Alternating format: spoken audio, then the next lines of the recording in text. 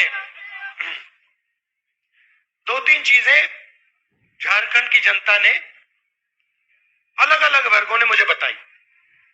अभी मैं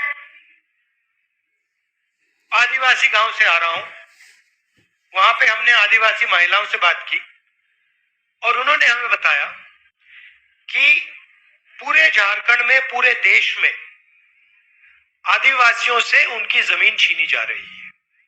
किसी ना किसी बहाने से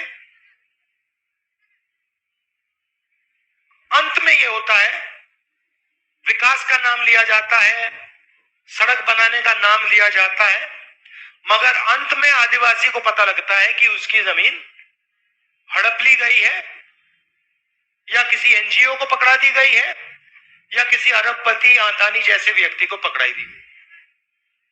तो ये आदिवासियों का सबसे बड़ा मुद्दा है, उन पे केस लगा दिए जाते हैं। इसी अभी कुछ ही देर पहले एक एनजीओ की जमीन है, वहां पे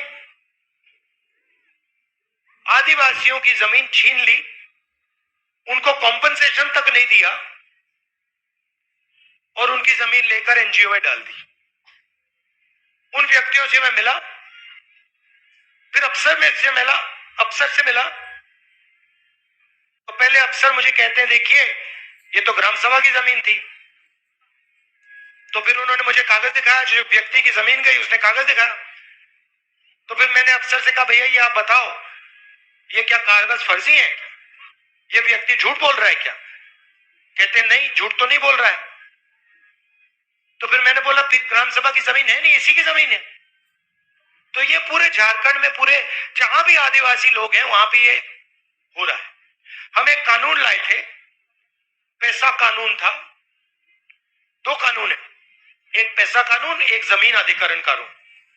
जमीन अधिग्रहण कानून में साफ लिखा गया है कि ग्राम सभा से बिना पूछे जमीन नहीं ली जा सकती, और अगर जमीन ली जाएगी, भैया नारे मत लगाइए, अगर जमीन ली जाएगी तो मार्केट रेट से 4 गुना ज्यादा पैसा दिया जाएगा। और अगर, मजे की बात सुनिए, अगर जमीन ली गई और 5 साल में उस जमीन का प्रयोग नहीं किया गया तो वो जमीन वापस दी जाएगी। अब झारखंड में लाखों एकड़ जमीन ली गई है, पिछली सरकार ने ली थी, लैंड बैंक बनाया, उसका कोई प्रयोग नहीं किया।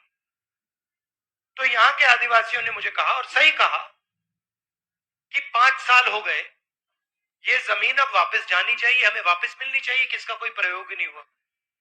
तो ये एक आदिवासियों के सामने सबसे बड़ा मुद्दा है।